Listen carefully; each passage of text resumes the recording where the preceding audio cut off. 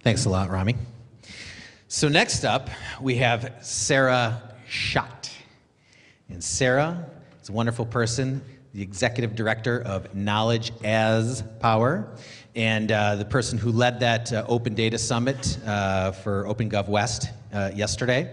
And she's going to talk to you about the value of voice and how much your tweet is worth to legislators. Take it away. Hi, thanks. It's good to be here tonight. I don't know if anybody else finds it ironic that someone with a slide titled "Making Your Voice Heard in Government" has laryngitis, but I do.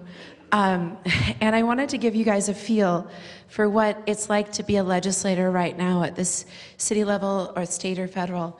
So on the count of three, I'd like you to mimic what it feels like for emails coming to legislators by, on the count of three, saying your names all at once. 1, 2, 3. And so I heard, "You, sir," and Skip, but mostly because I knew them and they were close to me. Legislators right now are completely overwhelmed by the communications they're receiving. Evidence of this was when I was invited with about 4 hours notice to go and talk at 10 Downing Street with our IT team, which was overwhelmed by emails, and their solution was to shut off the email address.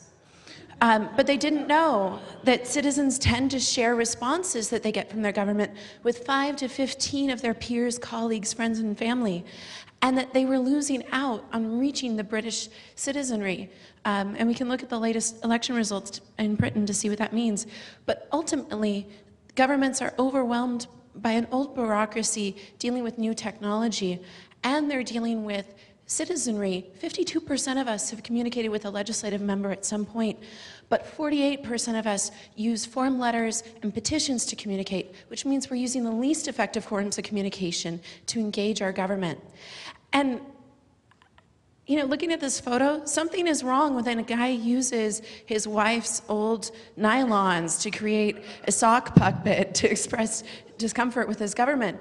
But we're seeing people use really poor tools to engage because they don't have great models. And we're using social media, which is great, except that our legislators aren't reading comments on blogs because they don't have as much time to do that. They're being expected to engage via social media, but it increases the number of streams that they need to be monitoring. So it can add to more challenges in communicating and knowing what's going on with their constituents. So we need new technology solutions, and it feels strange to be like, here's an email solution, because it seems very 1.0. But this is a standard that we've integrated into Knowledge as Power's service. It's called a Basic Advocacy Headline, and you can use it to essentially tag your emails so it's easy for legislators to manage. 80% of legislators are using Outlook to manage their emails, thousands of emails a week. And so you just put your legislation ID number, name your position, mention your zip code and your zip PIN. This confirms that you're a constituent. It's also important that you only communicate with the legislators that represent you, but it's a basic format that anybody can use. And we're putting together a hackathon that will be in the next 6 months in Seattle. Case Organic and Andrew PK are helping to coordinate that, and we will create a system that everybody can use to send their communications through this format. So it's just 5 different position options. You can be you can be against a sentence and not against a bill, so we throw it in there. Use social media as a listening device.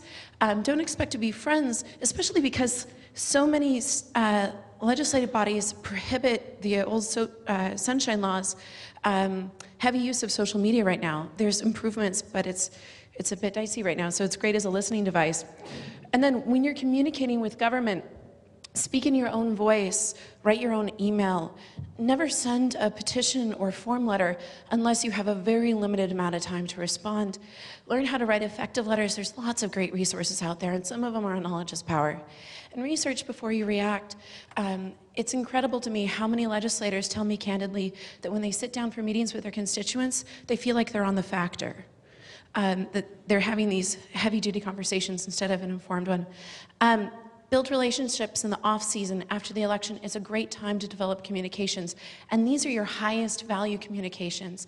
The highest value way of communicating with your legislators is to use your individual voice and your individual story. And I've seen so many times when I researched within Congress, it was these individual stories that changed law. It wasn't a million emails. It was a handful of passionate people. And this is an old slide we've since rebranded. You can check out CAP Citizen at knowledgeaspower.org, where we have personalized tools for tracking legislation and communicating effectively with your lawmakers. In Washington State, we're looking to expand to Oregon. We are expanding to Texas and New York. I'd like to thank the Ford Foundation, Mobilize.org, Seattle Web Group for all of their support of Knowledge as Power. And we're a 501c3 nonprofit. We're really concerned about making voices valuable, and consider where you're investing your time when you're communicating with your legislators, and use the most high impact tools to do so. Thanks.